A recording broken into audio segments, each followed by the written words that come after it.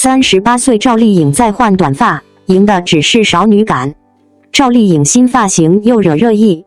工作室刚放出短发白裙春日大片，一边是粉丝狂赞元气少女梦回姗姗，另一边豆瓣却吐槽刘海眼熟，又折腾回去了。这组图到底是真回春，还是硬挖的工业糖精？支持者认为，白裙配小黄花，慵懒感拿捏到位，短发刚好到下巴，修饰圆脸显精神。37岁产后还能保持这状态，确实本事。质疑者则甩出1周前被群嘲的齐刘海生图，像瓦片扣脑门上，眼神无光。经修理是神女下凡，路透却是疲惫宝妈。他们认为35+女演员老跟刘海较劲，不过是在掩饰年龄焦虑。其实短发之争暴露的是内娱对少女感的病态迷恋。从幸福到万家半土的和幸福到广告里的精致造型，赵丽颖何尝不是在转型与守住审美舒适区之间走钢丝？这套写真好看，但流水线式的春日氛围感，看多了反缺它该有的劲儿。把少女感当成对一个38岁女演员的最高赞美，未必是好事。头发能检修精致，但演员的生命力终究得靠作品里的折子和故事撑起来。在当下的娱乐圈，每一次关于造型的讨论，其实都不只是关于好不好看，而是关于一个演员如何与时间相处。最近，围绕赵丽颖的短发造型再次掀起讨论，有人说她梦回姗姗，有人说刘海似曾相识。但当我们稍微把视线拉远一点，就会发现，这场关于短发与刘海的争议，其实恰恰说明了一件事：观众始终在认真地看着她，而她也始终在变化。很多人第一次真正记住赵丽颖，是在《姗姗来了》。那时的她，脸上有一种很天然的圆润感，眼睛亮亮的，笑起来像邻家女孩。后来在《花千骨》里，她把那种天真推到极致。而到了《知否知否应是绿肥红瘦》，观众又看见一个完全不同的赵丽颖，不再只是少女，而是有心计、有隐忍、有成长弧线的盛明兰。那时候很多人第一次意识到，她其实并不依赖少女感，而是靠角色一点一点长出来的演员。所以当38岁的赵丽颖再次剪短发，有人把焦点放在像不像少女，其实多少有点偏离了重点。短发也好，刘海也好，说到底只是一个外形符号。真正值得看的是她整个人呈现出的那种状态，比年轻时更从容，也更松弛。直播间里的白色缎面长裙看起来干净克制，没有刻意的张扬。镜头里她的眼神比早年多了一点沉静，也多了一点经历过生活之后的柔和。这种变化并不是滤镜可以制造出来的。当然，质疑声也并不奇怪。娱乐行业向来喜欢把女演员困在一种审美框架里，仿佛只要过了35岁，就必须证明自己依然少女。于是刘海、短发、清新写真总会被反复拿出来讨论。可如果真的仔细看赵丽颖这些年的轨迹，会发现她其实一直在慢慢离开这种框架。从幸福到万家里的何幸福，到风吹半夏里的许半夏，她塑造的女性形象越来越真实，也越来越有棱角。那不是童话里的公主，而是会受挫、会愤怒、会重新站起来的普通人。正因为如此，当观众看到她再穿上白裙，再拍一组春日写真时，才会产生一种微妙的反差。原来那个曾经被贴上甜妹标签的演员，已经悄悄走到了另一个阶段。如果说这组短发写真真的有什么意义，也许就在于它让人重新思考一个问题：我们到底希望一个38岁的演员保持什么样的样子？是永远不变的青春滤镜，还是一种更真实的成熟魅力？赵丽颖给出的答案似乎很简单，她既不会完全拒绝美，也不会只停留在美。其实看她这些年的变化，会发现一种很有意思的节奏。她并不是那种靠热搜维持存在感的明星，很多时候观众甚至会突然发现她好像很久没有出现了。但只要有新作品，他又会重新回到大家的视线里。这种节奏在当下快节奏的娱乐圈里反而显得有点慢，但也正是这种慢，让他的职业轨迹看起来更加扎实。所以当网络还在争论短发是不是少女感时，也许真正值得记住的是赵丽颖身上那种很少被大声讨论的力量，一种不急着证明自己，却始终在往前走的力量。她的脸或许会随着时间改变，造型也会不断调整，但一个演员真正的生命力，从来不是靠刘海或滤镜撑起来的。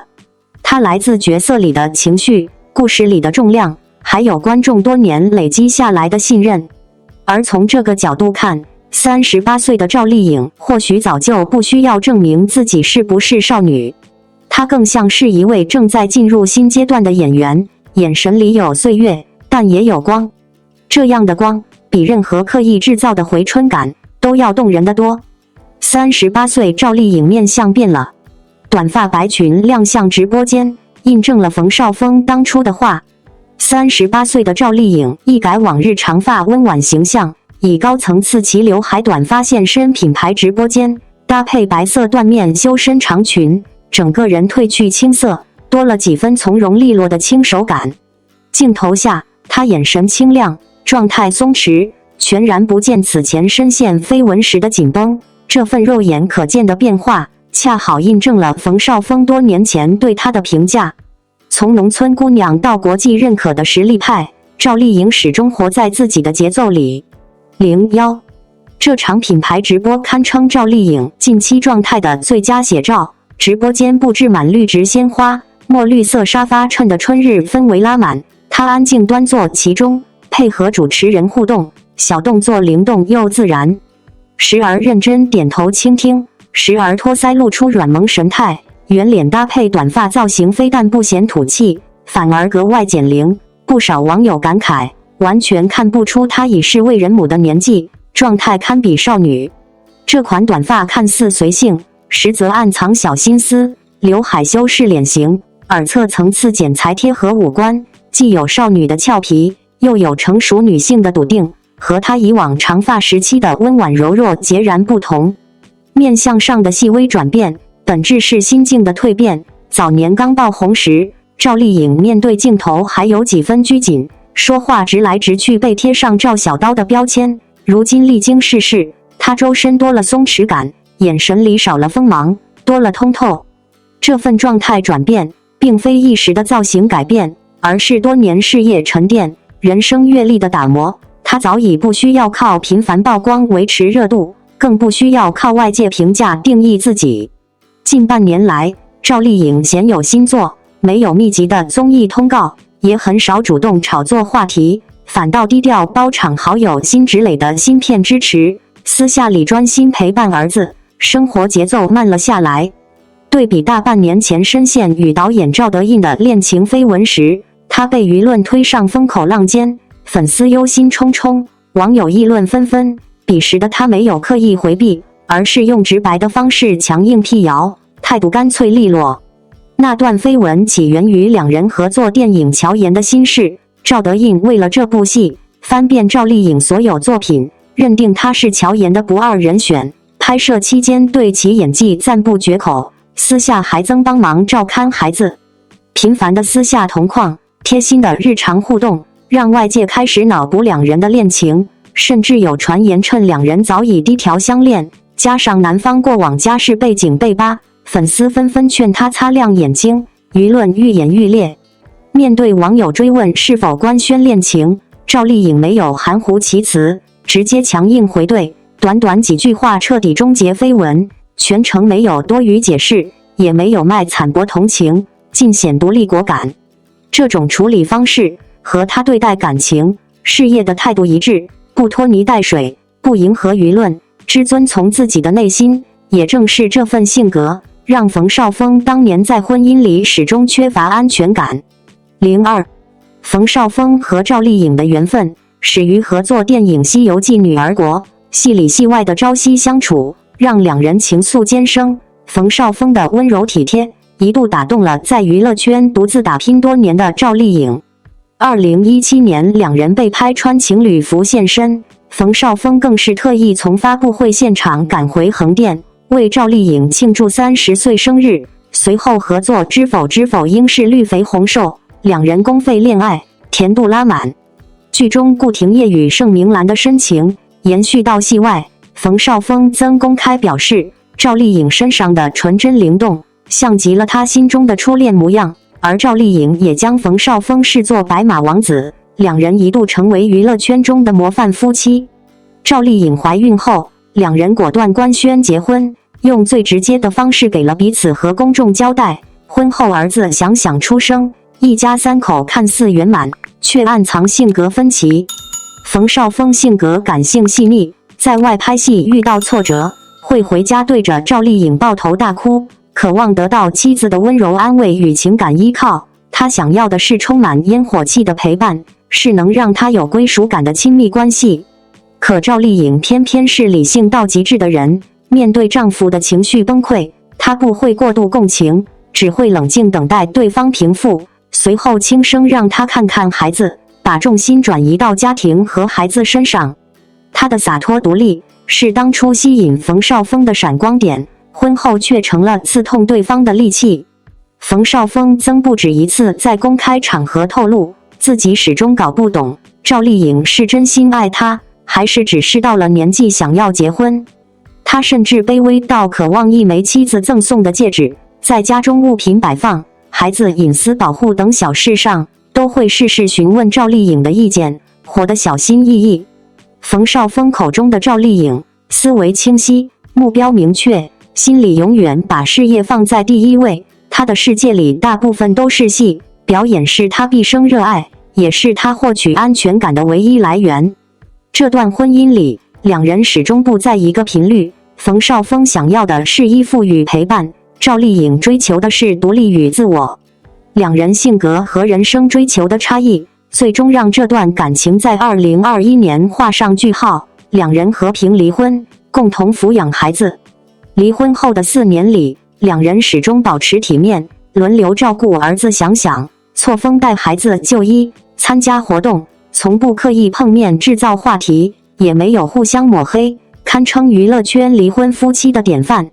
冯绍峰随后被拍到新恋情，多次与神秘女子同框逛街、聚会，甚至带入自己的社交圈。女方被指眉眼间有几分像赵丽颖，被网友调侃晚晚泪清，但气质与赵丽颖的通透沉淀相差甚远。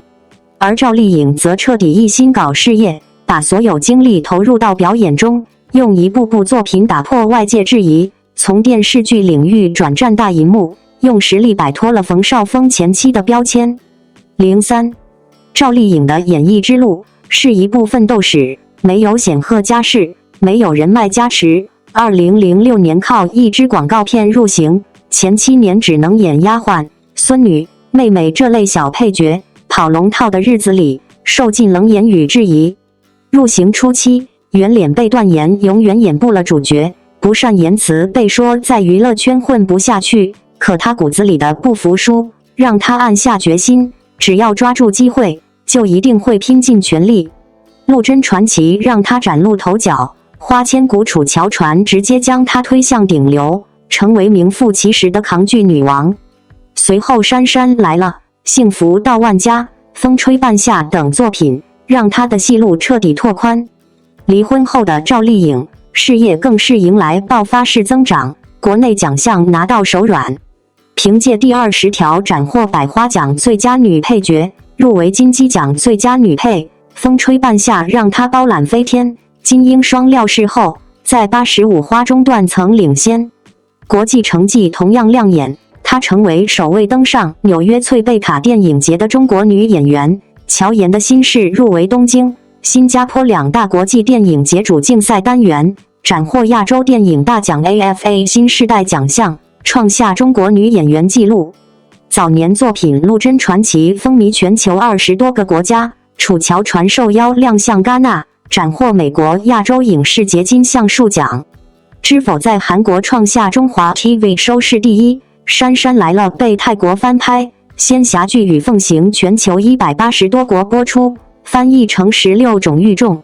赵丽颖用一部部作品打破了中国影视剧在海外的传播壁垒，成为中国影视走向国际的名片。这份成绩是同期女星难以企及的，也让那些绯闻与争议在实力面前不值一提。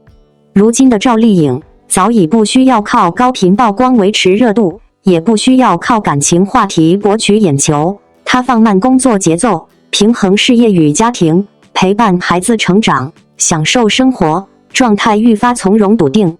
对比冯绍峰离婚后的佛系发展，作品热度口碑平平，赵丽颖早已凭借自己的努力，活成了独立女性的标杆，彻底甩开过往标签，走出了属于自己的康庄大道。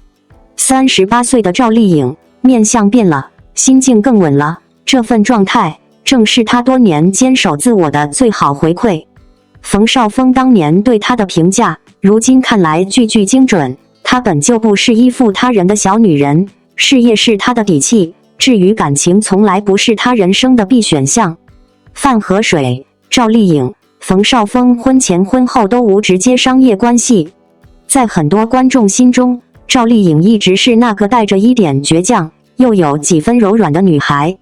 从《陆贞传奇》里不认命的陆贞，到《花千骨》里让人心疼的小骨，再到《楚乔传》中坚定不屈的楚乔，她的每一次出现，似乎都在证明一件事：这个看似温柔的女孩，其实骨子里有着异常坚硬的力量。最近看到她以短发白裙出现在品牌直播间的画面，很多人都说赵丽颖的面相变了。但在我看来，与其说是面相变化，不如说是一个人经历岁月之后自然生长出的从容。镜头里的赵丽颖，短发利落，神情安静，坐在绿色沙发之间，被满是花草包围。她和主持人聊天时偶尔托腮，偶尔点头，动作不多，却显得格外真实。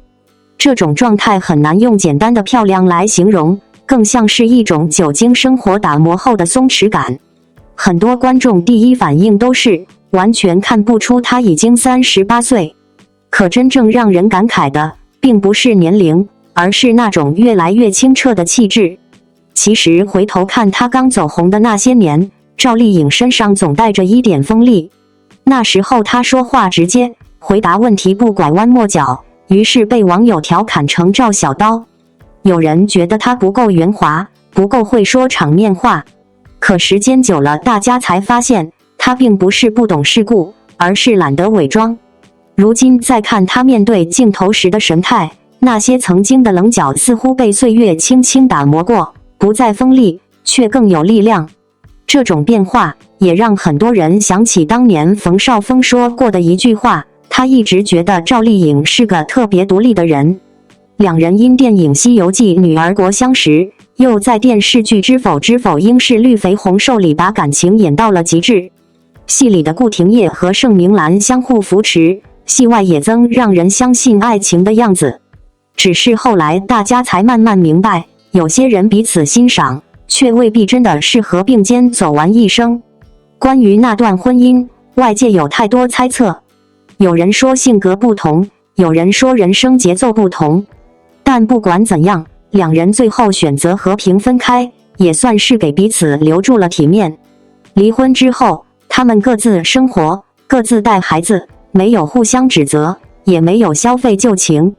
在娱乐圈这样的环境里，这种克制反而显得格外难得。而对赵丽颖来说，人生似乎也在那之后进入了另一个阶段。很多人都知道，她并不是传统意义上的天之娇女，出身普通，没有背景，也没有资源。刚入行的那些年，她几乎演遍了丫鬟、妹妹、孙女这样的角色。有人甚至断言，她的圆脸永远演不了女主角。但命运往往就是这样奇妙，那些被当作缺点的东西，最后却变成了最鲜明的标签。真正让她被大众记住，是《陆贞传奇》。而当《花千骨》《楚乔传》接连出现时，她已经彻底成为能扛起收视率的演员。后来她又一步步走出古装舒适区，姗姗来了的甜，幸福到万家的坚韧，风吹半夏的野心，都让人看到她不断变化的表演面貌。更让人惊喜的是，她他并没有停在电视剧的安全区，而是慢慢向电影领域迈进。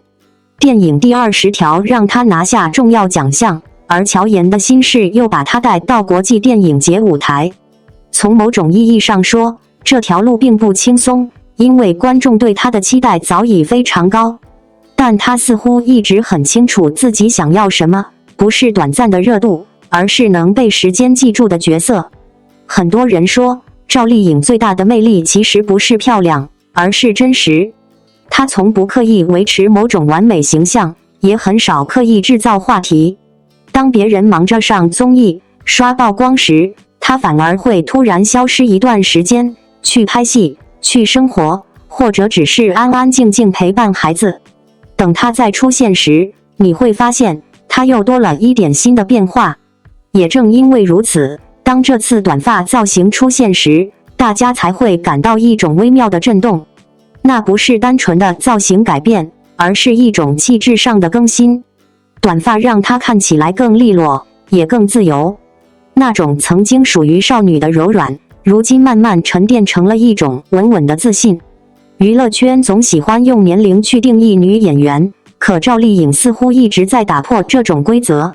她不急着证明什么，也不急着回应什么，她只是一步一步走着自己的路，拍喜欢的戏，过真实的生活。很多人说，她现在的状态像极了一句话：真正的成熟，不是变得复杂，而是变得通透。或许，这就是为什么当镜头再次对准她时，观众会突然发现，赵丽颖的面相好像真的变了。不是变老，也不是变年轻，而是多了一种很难描述的光。那是经历过风浪之后，依然选择认真生活的人才会有的光。所以当有人在提起她时，我总觉得，与其把她称为顶流女演员，不如说她是一种特别的存在。她让很多人相信，一个普通出身的女孩，也可以凭借自己的努力，走到很远很远的地方。而38岁的赵丽颖，大概正站在这样一个新的起点上，不再急着奔跑，却依旧坚定向前。主持人回应赵丽颖直播间争议，只是腼腆本能，并非摆脸色或不高兴。3月18日，赵丽颖在一场品牌直播中的表现引起争议。当主持人说一句有粉丝亲临现场的玩笑时，让赵丽颖瞬间慌乱，脱口而出的"你别吓我"引发热议。随后主持人解释称，这是她内向性格的腼腆本能，绝非对粉丝不满或摆脸色。当时在互动环节中，主持人突然告知赵丽颖有2位粉丝即将到场。毫无准备的赵丽颖当场瞪大双眼，缩肩后退，脱口而出"你别吓我不要吗"，语气慌乱软糯。得知是玩笑后，她明显放松，并小声嘀咕是不用现到人，表情从紧张转为释然。随后主持人回应表示，她本就内向害羞，不擅长突然的惊喜，反应只是腼腆本能，并非摆脸色或不高兴。她的反应只是害羞，没有任何不满。双引号。3月18日那场品牌直播，其实只是一个很普通的互动环节，却因为赵丽颖一句下意识的"你别吓我"，突然变成了全网讨论的话题。镜头里，当主持人半开玩笑地说有2位粉丝即将到场时，她几乎是瞬间瞪大眼睛，身体微微一缩，下意识后退了一点点，像是被突然点名的学生一样慌乱。那句软软糯糯的"不要嘛，你别吓我"，听起来既真实又有点可爱。可偏偏就是这一瞬间，被不同的解读放大，有人觉得他是在摆脸色，也有人觉得那只是很典型的赵丽颖式反应。后来主持人出来解释，说他只是腼腆的本能反应，并不是不高兴。其实稍微了解赵丽颖的人，大概都会觉得这个解释非常合理。她一直不是那种特别外放、擅长现场社交的艺人。很多综艺里都能看出，她面对突如其来的互动时，总会有一点点慌乱和局促。不是不礼貌，也不是故意冷场，而是一种非常真实的性格流露。娱乐圈里太多人已经把反应管理练到完美，反倒像赵丽颖这样偶尔露出真实情绪的人，显得格外少见。有时候我会觉得，他身上最特别的一点，就是这种不太会装的笨拙。镜头前他可以把角色演得入木三分，但一旦离开角色，回到现实场合，他又像个有点社恐的普通人。突然被告知要见粉丝，他第一反应不是摆出营业笑容，而是条件反射的紧张。这种反应或许不够完美，却很真实。很多观众看到那一瞬间，反而觉得亲切，因为那不像明星，更像我们身边会害羞的朋友。事实上，赵丽颖这些年经历过太多舆论风浪，从早年被嘲圆脸不适合当女主，到后来一步一步用作品站稳脚跟，她的成长一直都带着一种倔强的力量。很多人喜欢她，恰恰也是因为她从来不是那种完美到没有棱角的人。她会紧张，会害羞，会偶尔不知道该怎么接话，但正是这些不那么精致的瞬间，让她看起来更像一个真实的人，而不是被包装出来的形象。在看那场直播，其实气氛很快就变轻松了。当她知道那只是主持人的玩笑后，整个人明显松了一口气，小声嘀咕一句是不用现到人脸上那种松弛的表情，甚至有点像被老师突然取消点名的学生。那一刻的赵丽颖没有明星的距离感，只是一个被突然惊喜吓到的普通女孩。有网友说，这样的反应反而让人觉得她很可爱，因为很多明星在直播里已经形成了一套标准化反应，无论发生什么都笑得恰到好处，说话滴水不漏。但赵丽颖显然不是这种类型，她的反应往往比脑子快一步，所以才会出现这种真实又带点慌张的小瞬间。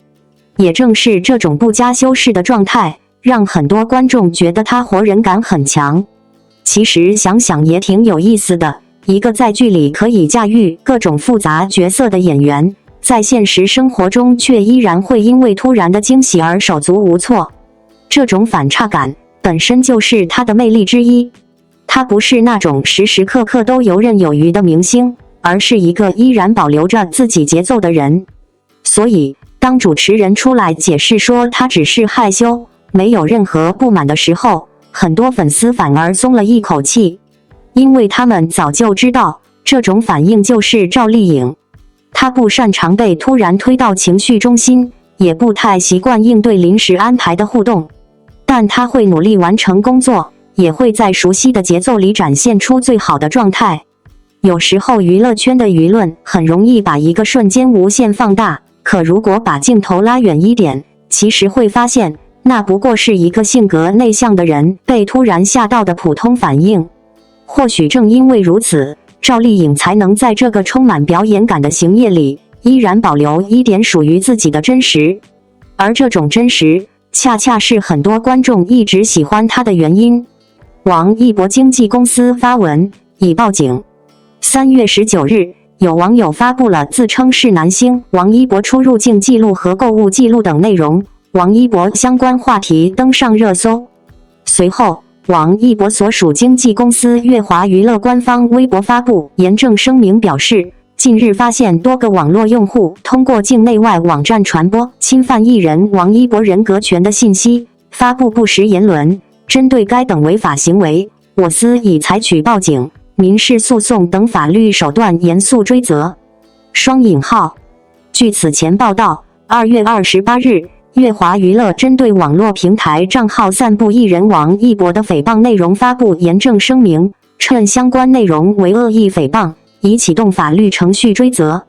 天眼查法律诉讼信息显示，近期王一博已多次发起网络侵权责任纠纷诉讼，被告涉及多个自然人及公司。其中，周某被法院公告送达民事判决书，法院判决被告周某在其涉案小红书账号赔礼道歉，并赔偿王一博经济损失2万元。此外，黄某被判向王一博公开道歉，赔偿经济损失含维权合理支出5万元。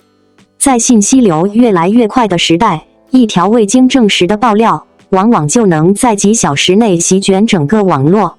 最近围绕王一博的这场风波，就是一个典型例子。有人在网上发布所谓的出入境记录和购物记录，看似细节满满，仿佛掌握了什么惊天内幕，于是迅速把王一博推上了热搜。可当事件真正展开，你会发现，很多时候，所谓的大瓜，不过是情绪的狂欢和谣言的接力。首先要说的是，这类信息截图式爆料在娱乐圈早已不是新鲜事，只要几张模糊截图，几段带节奏的文字，再配上几个看似专业的名词，就很容易制造出一种内幕曝光的氛围。普通网友在刷到这些内容时，很难第一时间判断真假，于是讨论、转发、猜测不断叠加，舆论很快就被推高。但这次事件的发展也很迅速。面对网络上的传播内容，王一博所属公司乐华娱乐很快发布严正声明，明确表示这些信息涉嫌侵犯艺人人格权，并已经采取报警和民事诉讼等法律手段追责。这一点其实很关键。过去很多艺人面对谣言时，往往选择沉默或者简单辟谣，但近年来，越来越多明星开始通过法律途径维护权益。从某种程度上说，这也是娱乐圈环境逐渐规范化的一种表现。事实上，这已经不是第一次发生类似情况。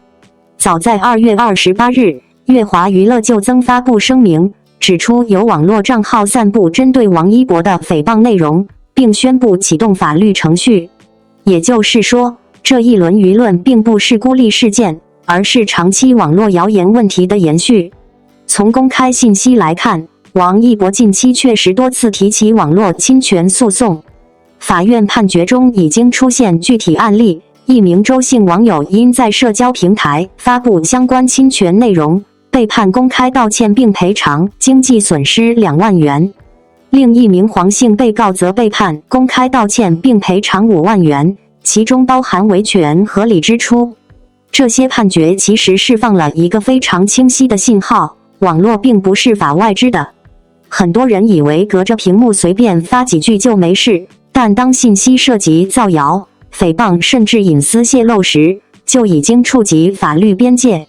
而从王一博个人的发展来看，这几年他几乎始终处在流量中心。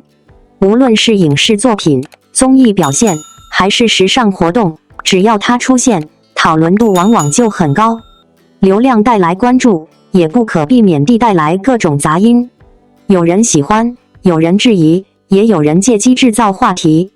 不过观察这些年王一博面对舆论的方式，会发现他其实一直保持着一种比较稳定的态度，不轻易回应情绪化争议，但在涉及原则问题时，通过团队和法律手段解决。这种方式看似冷静，其实也是一种成熟。毕竟在娱乐行业，短暂的舆论风波往往来得快，去得也快，而真正能够留下来的是作品和长期的公众形象。对普通观众来说，这次事件也提醒了一件事：当看到所谓爆料截图时，保持一点点怀疑，其实很重要。很多内容看起来越具体，反而越可能是拼接出来的故事。网络时代，每个人都在信息传播链条里，一次转发，一次评论，看似只是随手行为，但如果涉及不实内容，可能就会变成谣言扩散的一环。所以，比起被情绪带着走，也许更值得做的是多等一等官方信息，多看一看事实进展。至于这场围绕王一博的风波，接下来大概率会进入法律程序阶段。等到法院裁决出来时，真相自然也会更加清晰。娱乐圈的热搜每天都在变化，但有些事情其实很简单。谣言也许跑得很快，但真相通常走得更远。感谢您观看视频。如果您觉得本时事通讯有用，请不要忘记点赞、评论和订阅。祝您生活愉快，充满活力。再见。